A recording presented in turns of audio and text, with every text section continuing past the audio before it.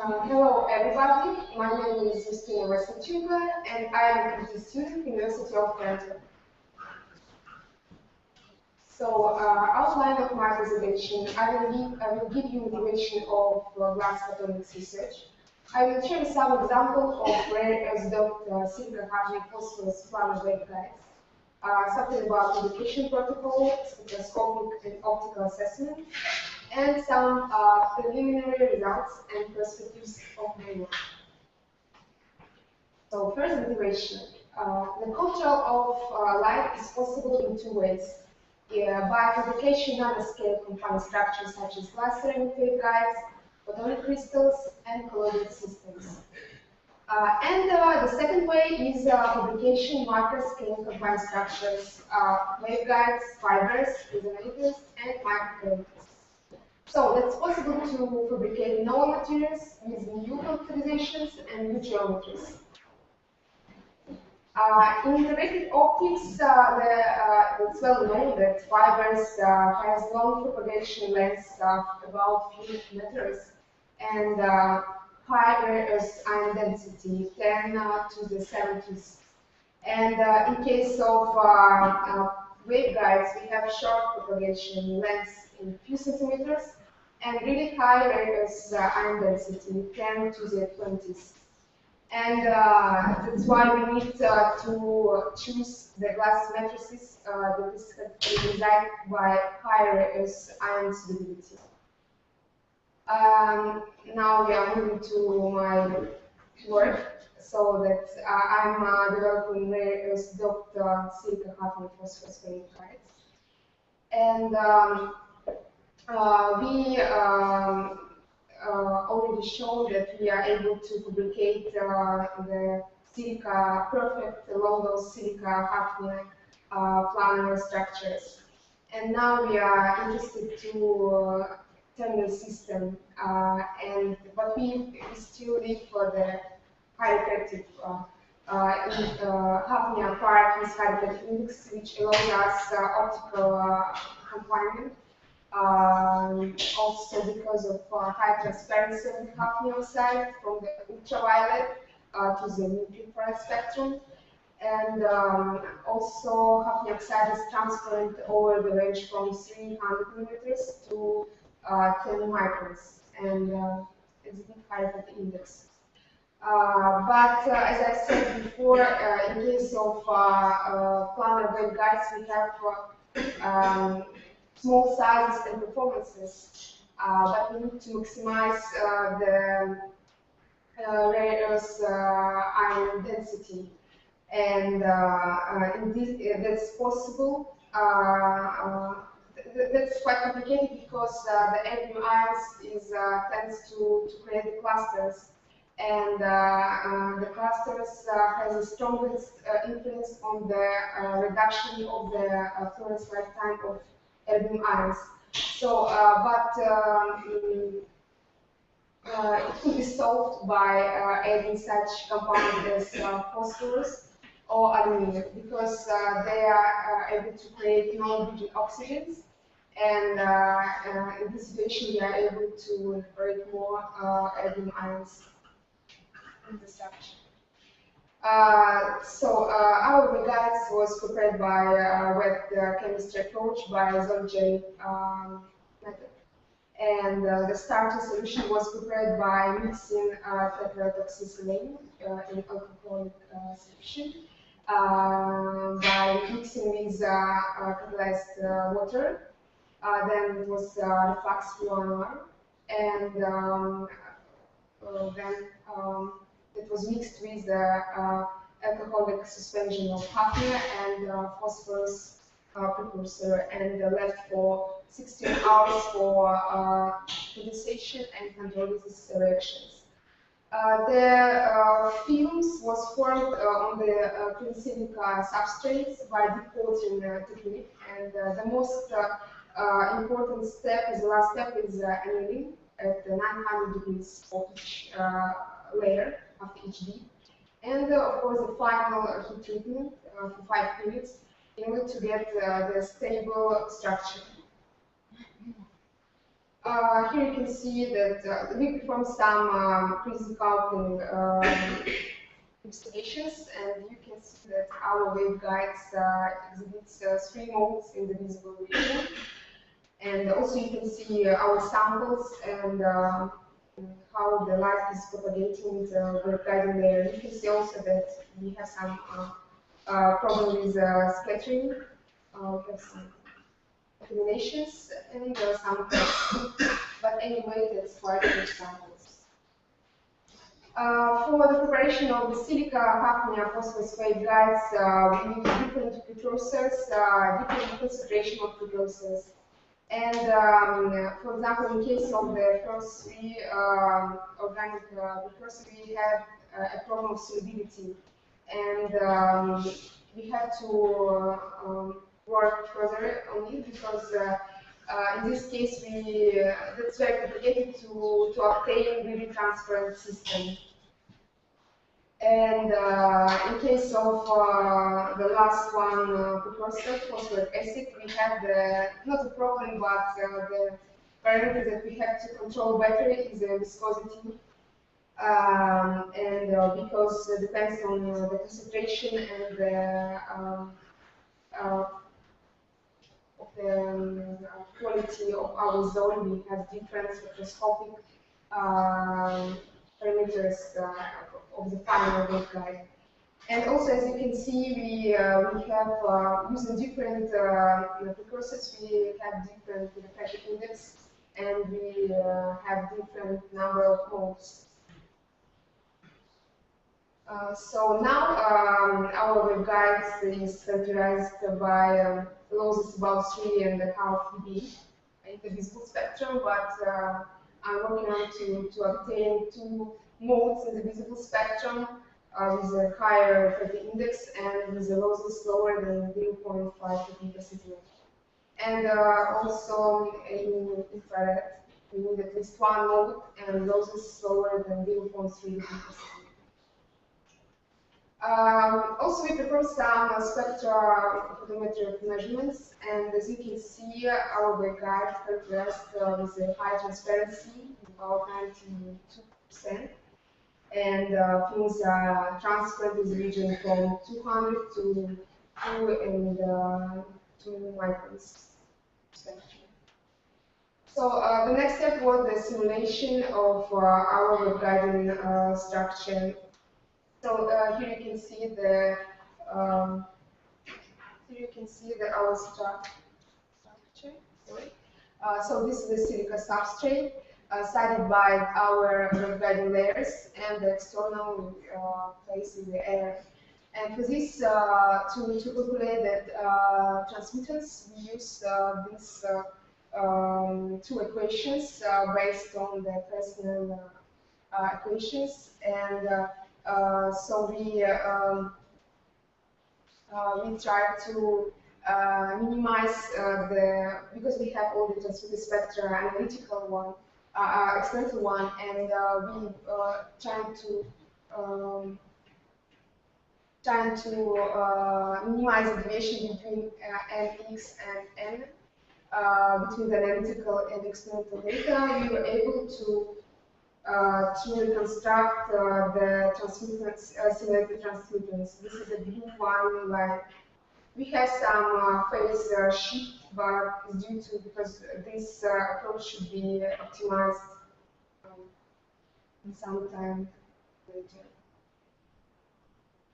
So also we try to analytically reconstruct the dispersion curve of our silica hafnia phosphorus waveguide. And as you can see, as it was shown before, the refractive index of for the green and for the red wavelengths we have the correspondence. It's correlated with the results that was obtained by using our print technique. So the effect index is really the same. Also, I would like to show you the reconstructed effective index profile. And you can see that all our nodes is explained in the guiding layer. So that's good for us.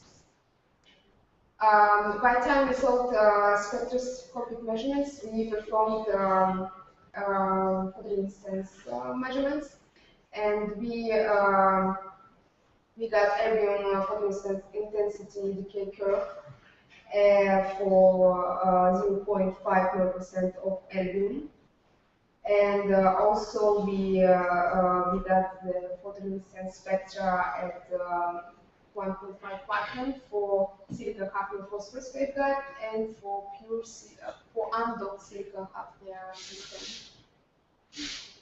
And I would pay your attention to this fluorescence curve. To the lifetime is about 5.7 milliseconds. And this is good result because for this curve is for pure silica hafnia waveguide, and we determined in the past that the concentration quenching for erbium ions is about 1 mole%. And for this concentration, we have the fluorescence lifetime is 6.7 milliseconds. And but in my waveguides, we used the 0.5% of erbium concentration, and the lifetime is about 6 milliseconds. So we really have the prolongation of the erbium ions lifetime. Also, I would show you the electric field profile of silicon hafnium phosphorus waveguide in the visible spectrum. And we have really good confinement, with about 69%. So we can see that from this slide. Also, for the infrared, we try to construct the electric field profile, and here we have about 85% of confinement. That's also good. And so we can conclude that we have prepared waveguide, silicon hafnium phosphorus waveguide, and this waveguide has shown high transparency, which is proved by measured transmittance spectrum and results of modeling. Also, from the experimental transmittance spectrum, we can tell that our losses are caused by scattering and not by absorption. And also, lifetime measurements indicate significant reduction of concentration quenching for erbium ions in the phosphorus doped system.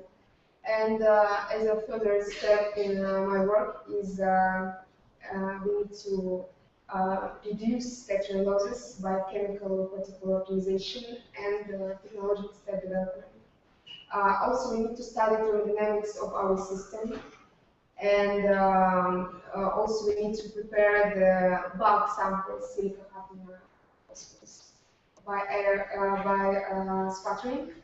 And also, we are interested to study the effect of phosphorus on the effective index matrix.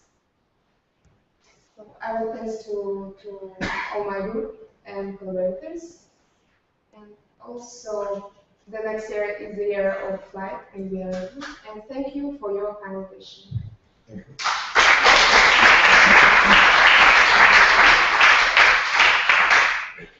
Any questions or comments? I have one. You say that switching to this component that there is three kind of vectors from the. You mean the process of? Yes. No. At the beginning, you said that basically, what in the motivation part, why you said that you move here. Mm-hmm. You said that you move this from the binary to the ternary system where you introduce the phosphorus. So you know that introducing this component helps you in refraction everything? Because in the end you said that you want to investigate what's the contribution of this part. Yes, because it depends on the system, and we would, in fact, it's really well known that the phosphorus atoms and the aluminum is helps to reduce the clustering of the rare earth ions. But in different systems it works differently. Yes, in different way, it depends on the chemistry. You know, now we are paying our attention to the chemistry because all our final spectroscopic parameters depends on this first step. Thanks. Other questions? If not, thank you again. Now we switch to the next session and switch to the next lecture. Okay, so let's move to the next session, biophysics, medical and applied physics. So let's start with the first speaker, Andrea Russomando from the University of Roma Sapienza. He will speak on an innovative radio-guided surgery technique for complete resection of tumors.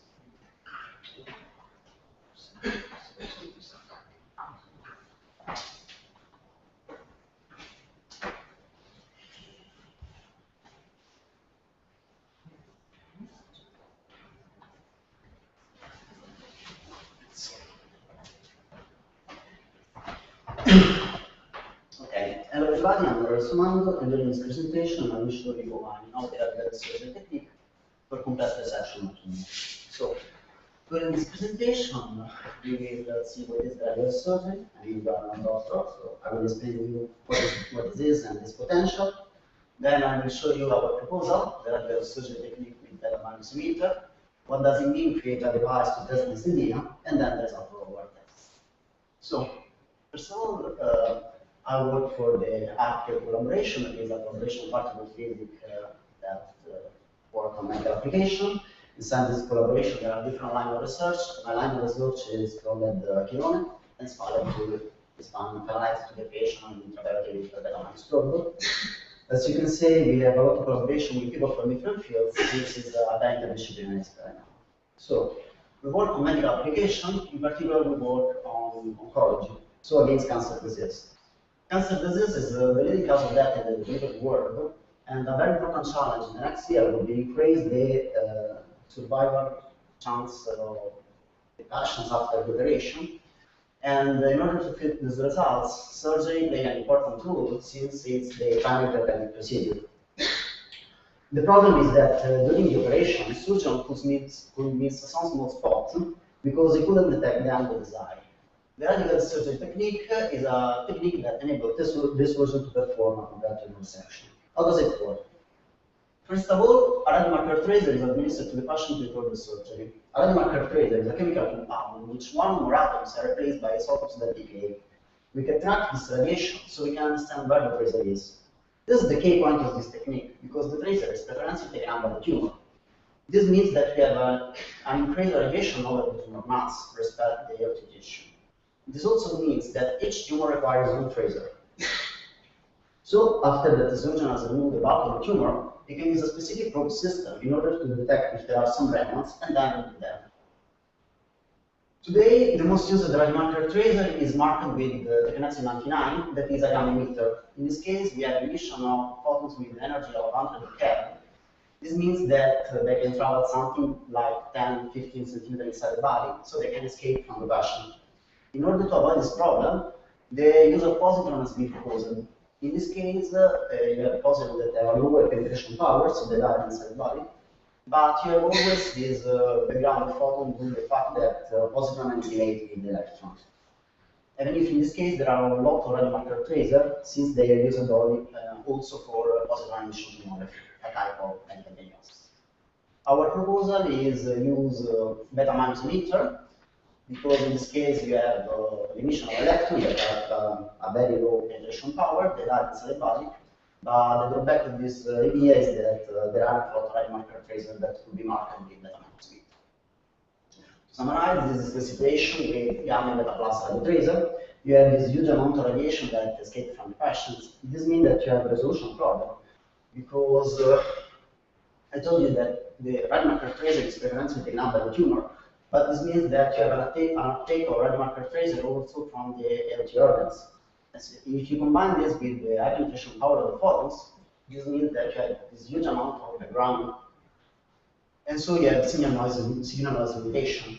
To improve this operation, you have to put a shield on your vehicle in the case of gamma probe, in order to shield the detector from the radiation that comes from the side. In the case of beta plus emitter, you have always this background of photons, and in this case you have to create a more complex probe, since you need two channels, one that detect photons and the other one that detect positron, and so you can do something like background subtraction in real time. But this means that you have to wait a bit more in order to have enough statistics to do this. However, this technique is normally used. Gamma probe are well tested and commercially available. But due to this limitation, you can use it only for few selected cases. This is the situation with the beta-minus emitter. As you can see, you have low background, so you can achieve a higher spatial resolution. And this means that you can lower the dose delivered to the surgeon and to the patients. And also, we can extend this technique to a different kind of tumor where today is not available, like the tumor in the abdominal area, that is the spleen and the liver that have always an uptake of the radiomarker tracer, or in the brain. Sometimes, depending on the position of the tumor, today surgeons decide to cut a bit more near the lesion in order to be sure to remove all the remnants. I mean, it's easiest if you have a tumor on the skin, but in the case of brain, it's more complex because the brain is more important. So there is big interest about the possible application of radical surgery technique in brain tumor. The first candidate is represented by meningioma. That is a type of brain tumor. Because in this case, we have a radiomarker tracer that could be marked with the beta-minus emitter. In this case, we use 1890. So we are studying this clinical case, and from PET imaging, we estimate an uptake of the radiomarker tracer ratio between tumor mass and healthy tissue up to 10 to 1. Also, then we would like to move on a different kind of brain tumor, represented by the gliomas family, that are more challenging clinical cases, because in this case, this type of tumor create infiltration that are very hard to detect. So, now I will give you just what does it mean create a device. I create a very general talk. If you want one number method, there is some, and the last slide there are some related articles. I just give you an overview of what means create a device. There are main steps, four main steps. They are all linked together, but the most important thing when you create something new is the surgeon's feedback, because in this case they are the final user. So, what does it mean create a probe? We have some ideas. We want a very compact and easy tools, because surgeon is in the brain, so we can understand why dimension is a crucial point. We want a high sensitivity, because we want to minimize the administered dose to the patient. And also we want an easy way to do that analysis. As I told you, surgeon must use during the operation. Time is a very important parameter. In order to fit this target, we can add different options. We can decide the type of detector, the different readout, the power supply. And of course, the goal is to fit the best configuration in order to fit the target. Also, create a new device implies create a tool to test it.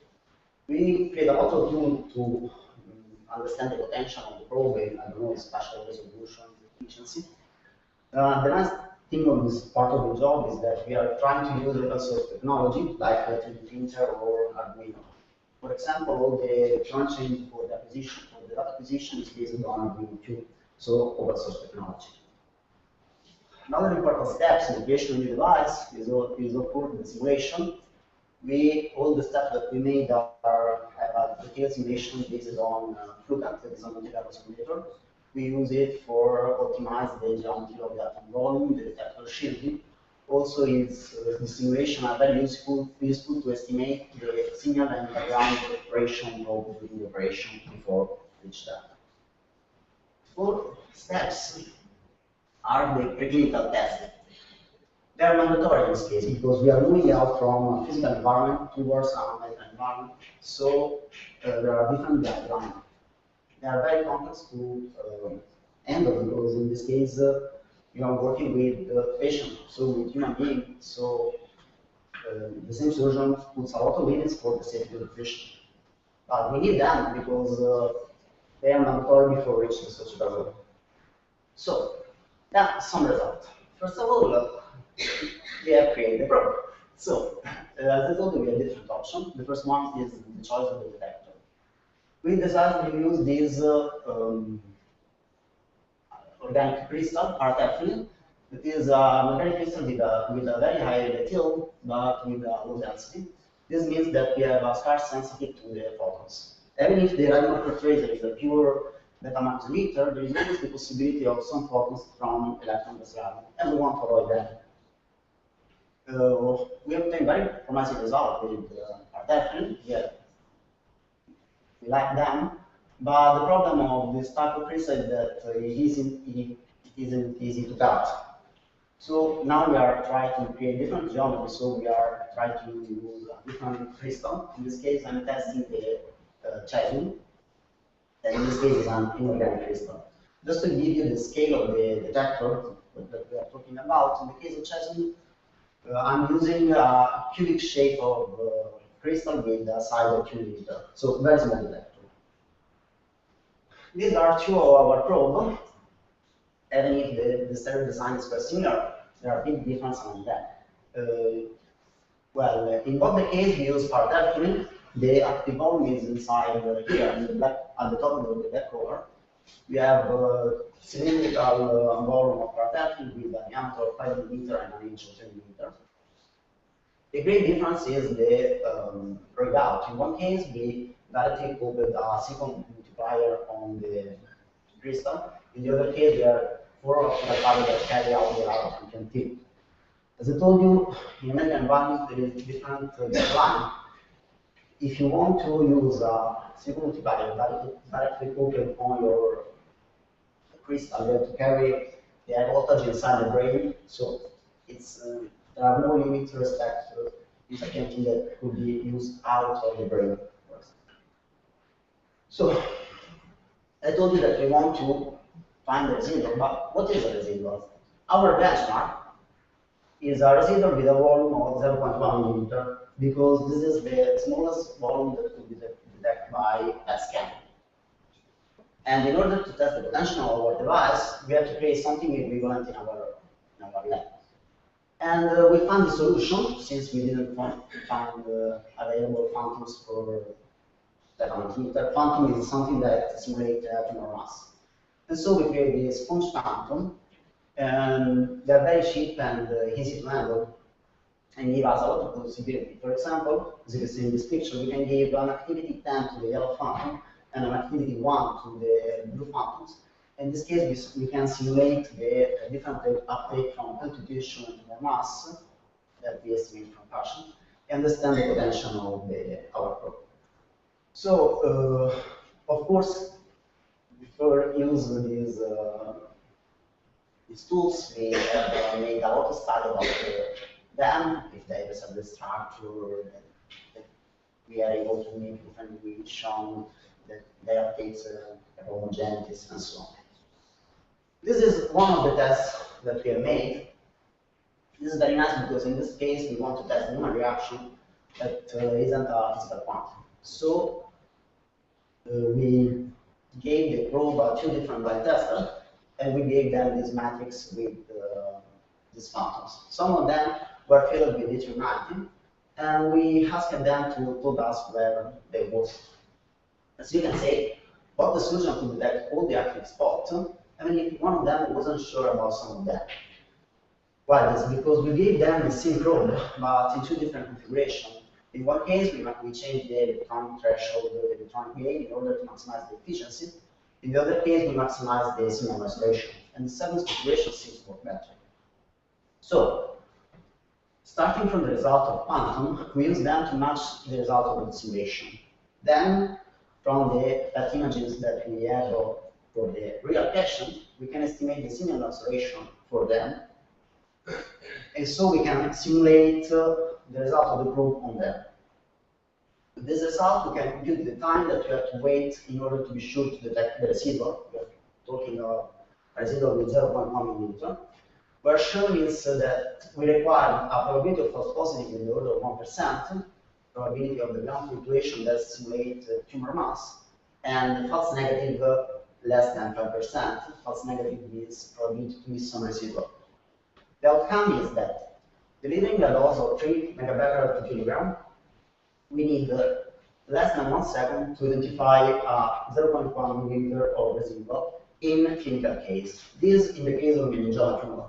So it's worked very well for meningeal tumor. We tested the study also for beyond case. Also in this case, since that it will work, and if we have to wait a bit more, but we are talking about 5 seconds. So it's a very promising result. So, to summarize, we'll see what is the radical surgery, its limits, and why it's useful. Then I'll show you what has been try to use a radical surgery with the manometer. And then I'll show you what does it mean develop a new tool and the different aspects that must be taken into account.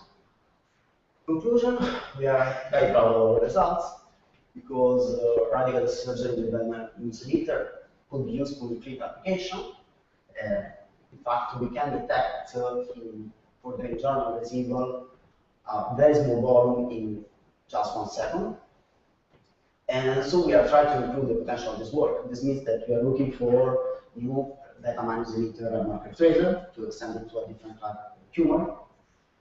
We are trying to understand the washout of the body. As I told you, there is an uptake, the marker tracer, but there is something like a decay time of this uptake.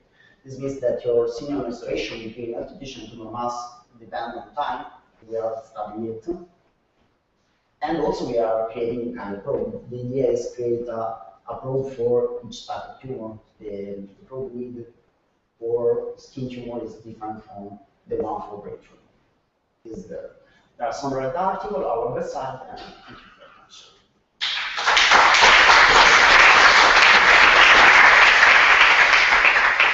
Thanks. Any questions? Can I?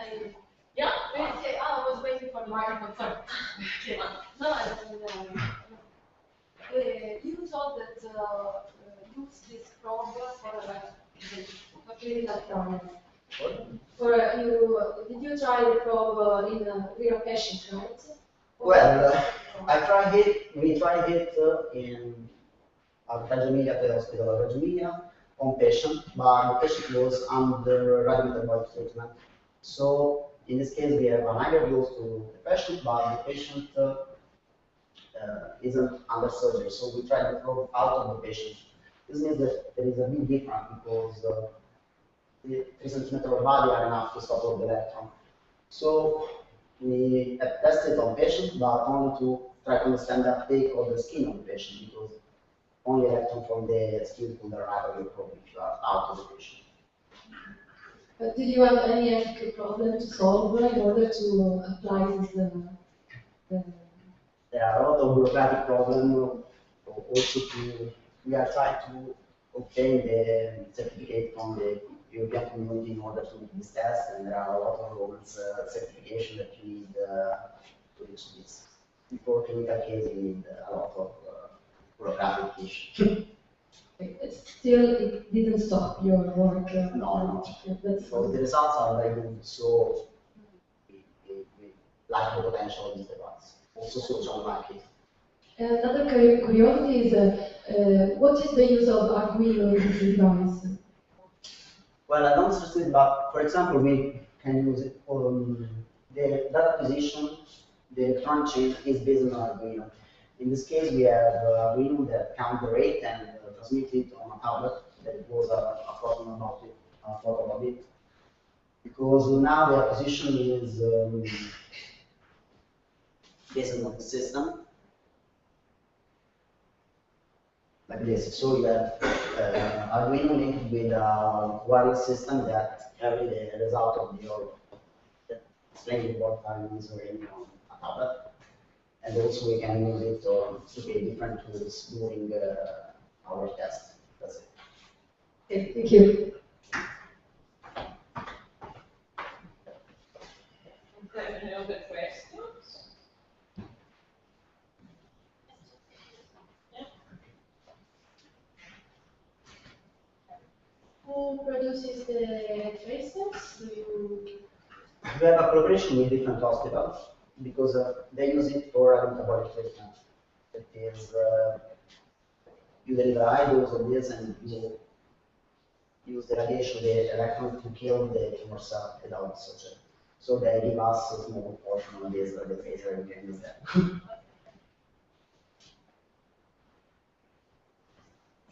Any other questions?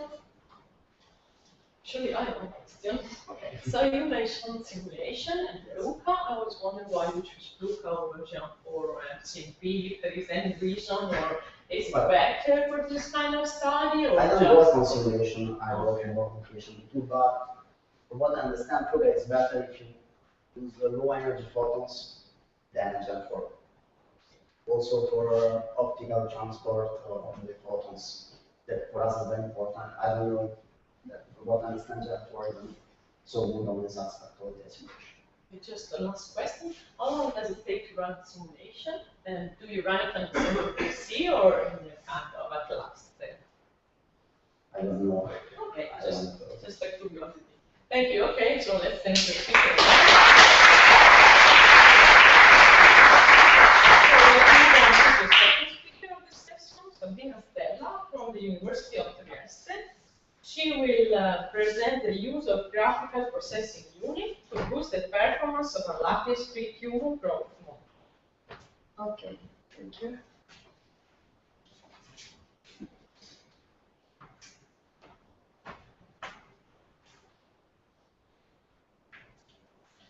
Okay, my name is Sabrina Stella. Some of you know my name already. My presentation will be focused on two topics. One is the description of the tumor growth model, and the other one is the use of a graphical processor in order to improve the performance of our simulator. So the first part is related to the description of this really beautiful tumor growth numerical model. It is a three-dimensional, it simulates the tumor in a three-dimensional structure, in particular the multicellular tumor spheroids. It is very interesting in vitro cell culture, where the cells are prevented to touch the surface of the flask, and they grow, forming this three-dimensional structure. And this is interesting because they develop biological characteristics that are, for example, similar to those that you can find in a tissue. This is the numerical model is the result of a collaboration between the University of Trieste, with the Professor Milotti, and the University of Berlin. So what was the reason to study these multicellular tumor spheroids? Is to try to understand how the tumor grow in its really pre-vascular stage. It is in a very early stage of the growth. So let's go straight on the biophysical model. It is based on the mathematical description of the life of the single cell. We have a cell, and we have to consider that it can exchange nutrients with the environment. And when the nutrients get into the cell, they undergo different chemical reactions. and this can be skimmed by biochemical pathway. What we did is just to consider an important set of metabolites, and we put it, and we created a biochemical model using a nonlinear differential equation. And when the metabolite, according to the level of the metabolite, we can also simulate the cell cycle so that the cell can grow and then proliferate.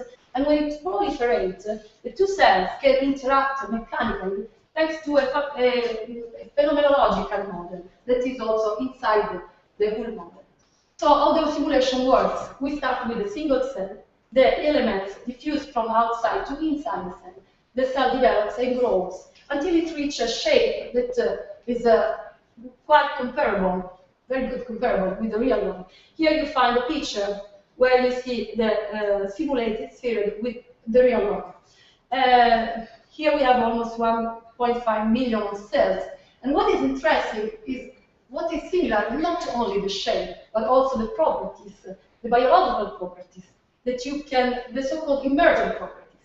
This is interesting because this is just an example. The red region is the region that is occupied by deaf cells, and it is called necrotic core. And it is a characteristic that you really can find in a real multicellular tumor spirit. So this is some properties that comes from the model. This is not a characteristic that I gave to my mathematical model, but it's something that comes from the model. So this means that the model we have is a good model. Is a real.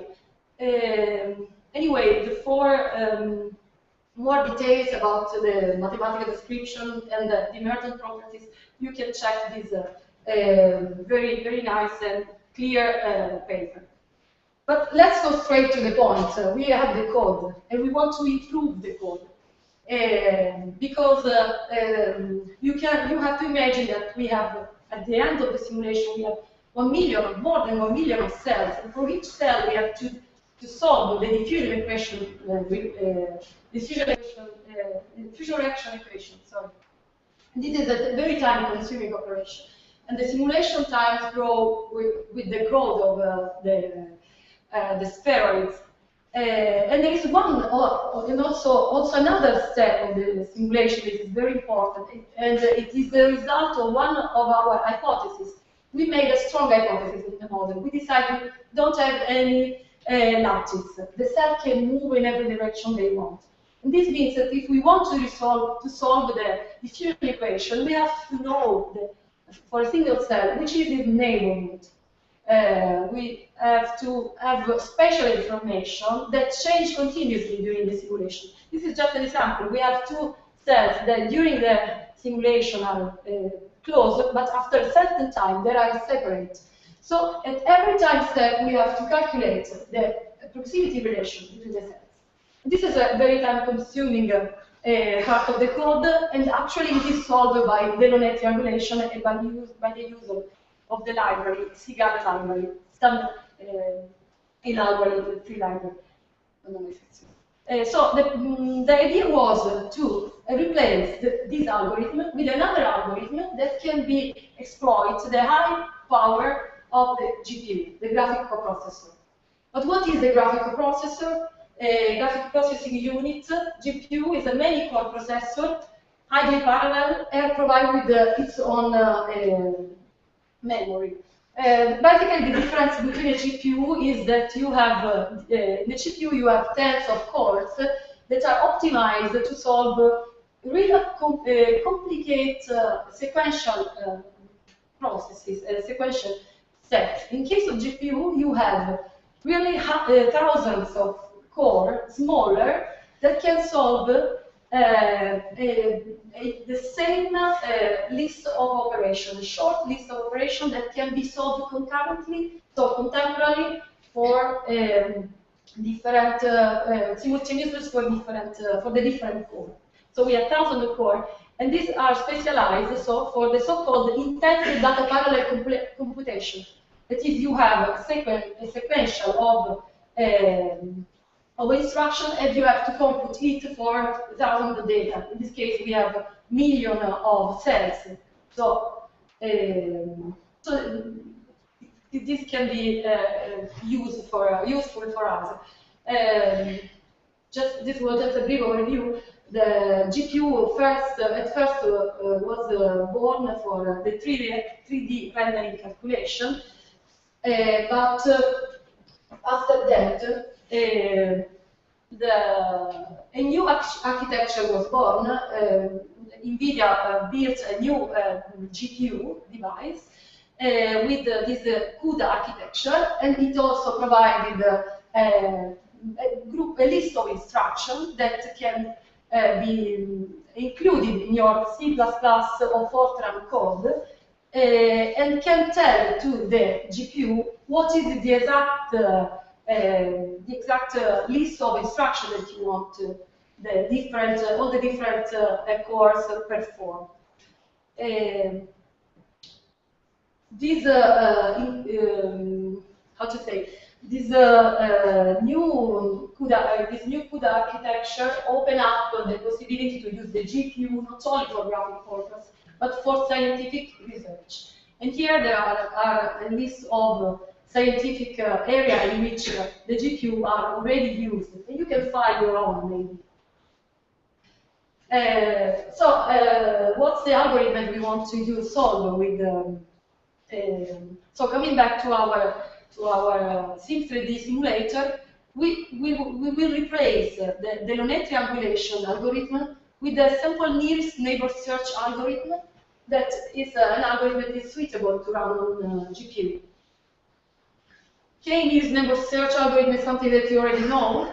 The query is very easy. You have to find, you have a set of points, and for each point of your set, you have to find, for example, k elements that are closest to the query point. The problem can be solved in a very simple way, so-called brute force solution. When you have, in which case, for each element of your set, you perform the comparison. You calculate the distance between your particles and all the other particles that belong to your set.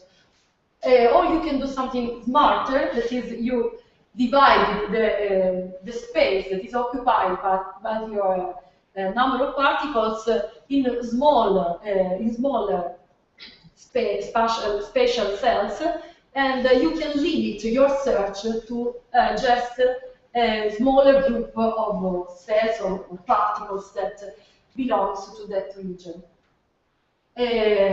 Of course, this NN search was really studied for the GPU because it's suitable for GPU. There are some literature that talk about the different solution, the different solution that you can use to solve this problem with GPU. We started with the algorithm that is described in this paper. It is interesting, it is useful for our case because we are dealing with a dynamic point of cells in our case. So we started with this algorithm and we adapted it for our purpose. Because this is a snapshot of the simulation for an assessment point. You can see that here the cells are represented as a rigid sphere, but they are not treated as rigid sphere in our model. They are considered as a soft sphere. And to take into account this softness, we included an extension coefficient. So this means that we are looking for the adjacent cells, so the cells that are in contact with each other, but these two cells, even if they are not apparently in contact, they are in contact. It doesn't look what they are, because the contact condition for us is this one. That is, the distance between the center of the two cells should be lower than a certain amount that include the extension coefficient, that is this parameter that and somehow increase the radius of the cells to take into account the fact that the cells can be experience elongation or contraction. So how the programming, a program that runs on CPU and GPU works. You have your flux of instruction. At a certain point, you give your task to the GPU. So you basically take the vector of your data that you want to analyze. You transfer on GPU, and you let the GPU make the calculation. In this case, we transfer a list of data, cells data, so the center of the position, the radius for each data, for each cell. Then we perform this algorithm in the GPU, and the GPU gives us back a table of adjacent cells. So for each cell, we have a list of adjacents. Briefly, the algorithm in detail. We start with, we have this vector with this list of the cell. We first perform a bounding box calculation. So we define the smallest area that encloses all the cells. Then we perform the space partitioning. In this case, we choose a very easy space, very simple space partitioning. The bounding box is divided with small boxes, all with the same volume. And then we assign to each box an hash value. So we can add to each of our single cell, we can add another tag. So I know that these cells that has are in this cell that is in a certain position of my vector, it has also this new value, the hash value, that tells me in which box the cell is included. And then we do another operation that we align in memory the cells according to their hash value. So cells with the same hash value occupy adjacent position in the memory. This is a trick that used to improve the performance of the code.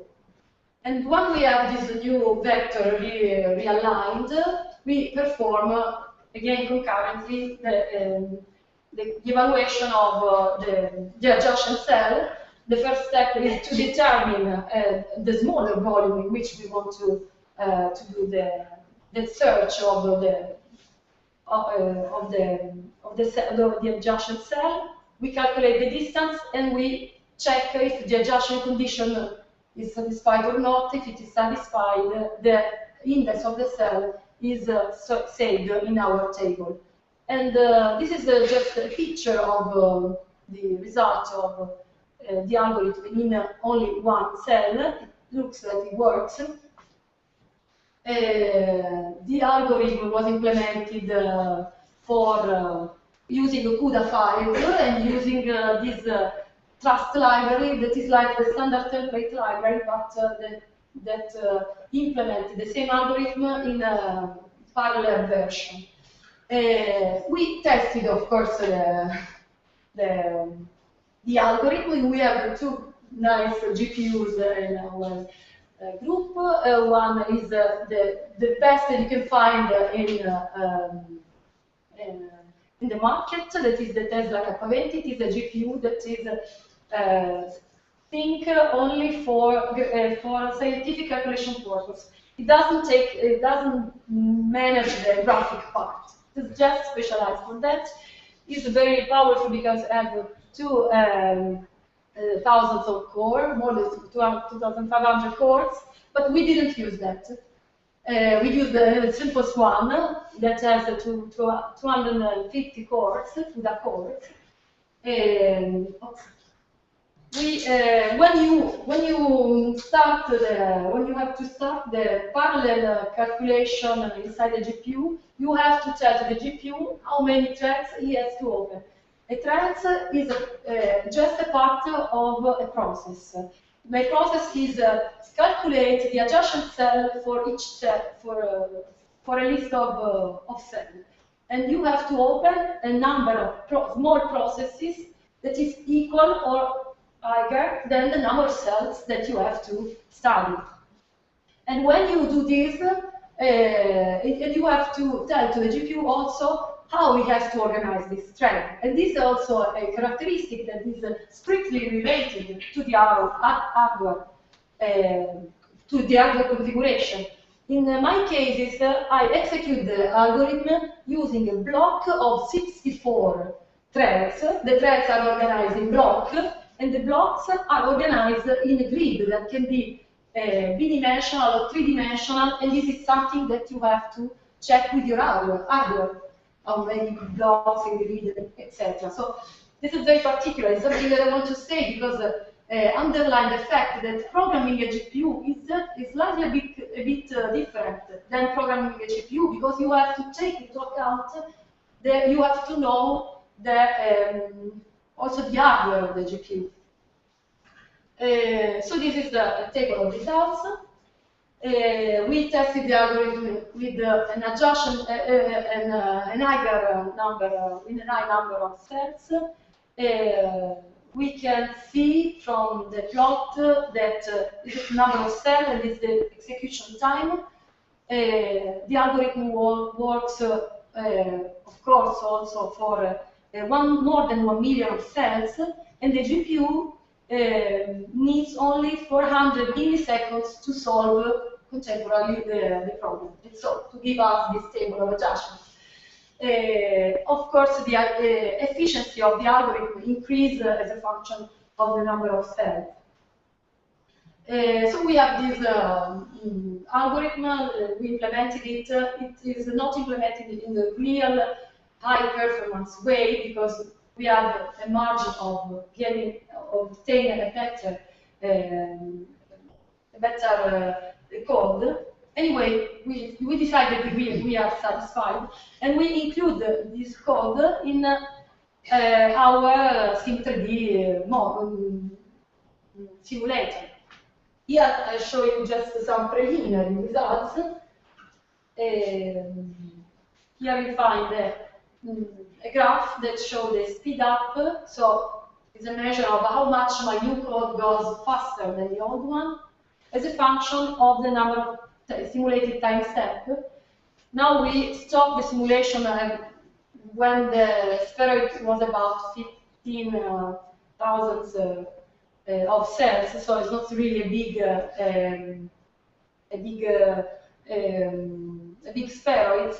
But we can already see that there is a speed up of the code that grows with my times, and until we reach 5 times. So we can say that our new code is 5 times faster than the old one.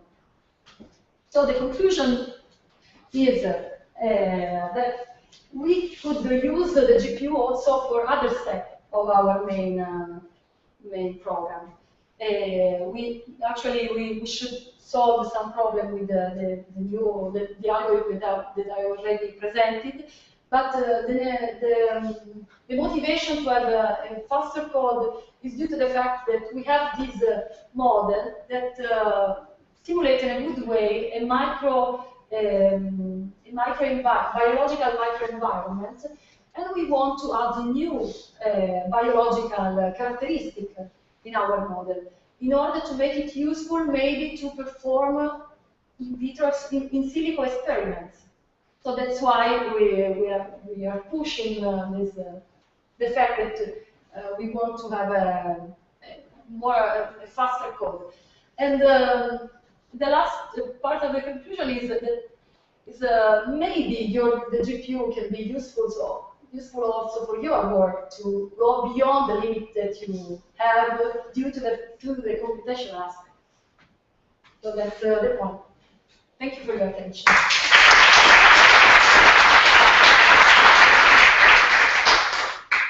Thanks.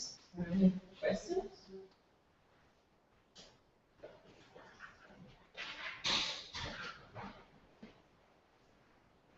Do you calculate the d-learning triangulation each step from you, or can you use like the historic knowledge because like the cells are not moving so fast, so like it only changes No, yes, no, we didn't calculate exactly at each time step. There is a parameter that tells us that it's better to perform that calculation. It is not performed exactly at each time step. And do you use the center of the cells for the diffusion equations? Or Yes. so you don't track like the shape of the cell? No, no. We consider sentence. But it's a changeable parameter For what? for making the diffusion measurement, the simulation. You can change you can change the center that you use. I'm trying to follow you. It's just, I mean, all the parameters that you have, like from where to study the diffusion of the molecule, of the cells, and are all changeable parameters in your code. Oh, they are data, you know, parameter. The center of the cell is the data that you know, so it's not a parameter. Something that you know, so you start from the position of the center of the cell, and then you calculate the diffusion equation that allow to simulate the diffusion of nutrients between the cells.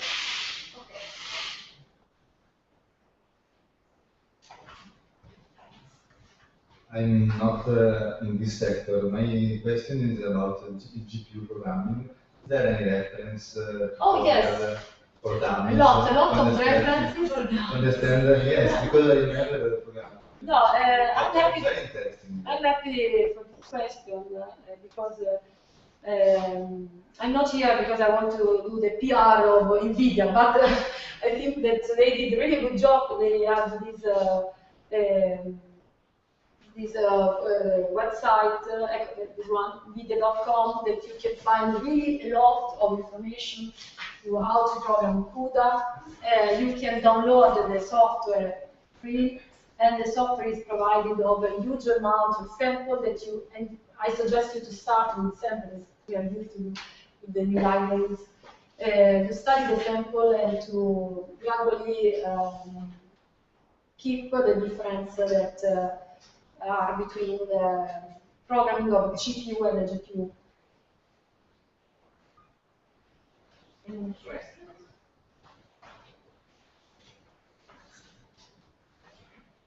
I wonder, for the differential equations, you use like the Euler-Cauchy solving method. I mean, you take like time steps. Okay. And how crucial is the time step? Like 10 seconds. The time step is 10 seconds. So we calculate the diffusion equation at each time step. We use first a finite differential method. Then we use